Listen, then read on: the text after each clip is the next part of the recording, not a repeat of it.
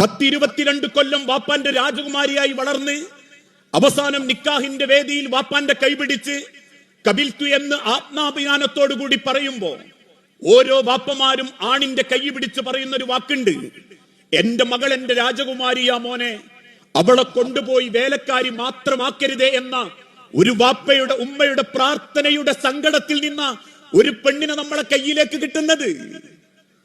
അതുകൊണ്ട് തന്നെ എന്നെ പോലെ അവൾക്ക് ആഗ്രഹങ്ങളുണ്ട്, സ്വപ്നങ്ങളുണ്ട്, അവളും ജീവിതത്തെ പറ്റി വലിയ സങ്കല്പങ്ങളുണ്ട്. ഞാൻ കൂട്ടിക്കൊണ്ടുവന്ന പെണ്ണ് എന്റെ അകത്ത് ചാരത്ത് കിടന്നുറങ്ങുമ്പം നെഞ്ചുപൊട്ടി കണ്ണു നിറഞ്ഞ കിടങ്ങുന്നതെങ്കിൽ ഞാൻ എത്ര ഭംഗിയിൽ ജീവിച്ചാലും എനിക്കെത്ര സൗന്ദര്യമുണ്ടെങ്കിലും ഈ ലോകത്താരും മോഹിക്കുന്ന ഒരാണായി ഞാൻ മാറിയിട്ടുണ്ടെങ്കിലും അള്ളാഹുവിന്റെ തിരുദൂതൻ ഓർമ്മപ്പെടുത്തി, ആണുങ്ങളിൽ ഏറ്റവും നല്ലവൻ വീട്ടിലുള്ള പെണ്ണിനോട് ഏറ്റവും മര്യാദക്ക് പെരുമാറുന്നവനാ.